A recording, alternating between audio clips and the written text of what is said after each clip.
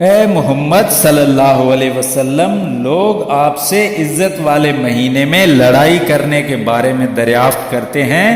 کہہ دو کہ ان میں لڑنا بڑا گناہ ہے، اور اللہ کی راہ سے روکنا اور اس سے کفر کرنا اور مسجد حرام یعنی خانہ کعبہ میں جانے سے بند کرنا اور اہل مسجد کو اس میں سے نکال دینا جو یہ کفار کرتے ہیں، اللہ کے نزدیک اس سے بھی زیادہ گناہ ہے، اور فتنہ انگیزی اور خون ریزی سے بھی بڑھ کر ہے۔ اور یہ لوگ ہمیشہ تم سے لڑتے رہیں گے، یہاں تک کہ اگر مقدور رکھیں تو تم کو تمہارے دین سے پھیر دیں، اور جو کوئی تم میں سے اپنے دین سے پھر کر کافر ہو جائے اور کافر ہی مرے گا تو ایسے لوگوں کے اعمال دنیا اور آخرت دونوں میں برباد ہو جائیں گے، اور یہی لوگ دوزخ میں جانے والے ہیں جس میں ہمیشہ رہیں گے۔ جو لوگ ایمان لائے اور اللہ کے لیے وطن چھوڑ گئے اور کفار سے جنگ کرتے رہے، وہی اللہ کی رحمت کے امیدوار ہیں، اور اللہ بخشنے والا اور رحمت کرنے والا ہے۔ اے پیغمبر صلی اللہ علیہ وسلم، لوگ آپ سے شراب اور جوئے کا حکم دریافت کرتے ہیں۔ کہہ دو کہ ان میں نقصان بڑے ہیں اور لوگوں کے لیے کچھ فائدے بھی ہیں، مگر ان کے نقصان فائدوں سے کہیں زیادہ ہیں۔ اور یہ بھی تم سے پوچھتے ہیں کہ اللہ کی راہ میں کون سا مال خرچ کریں۔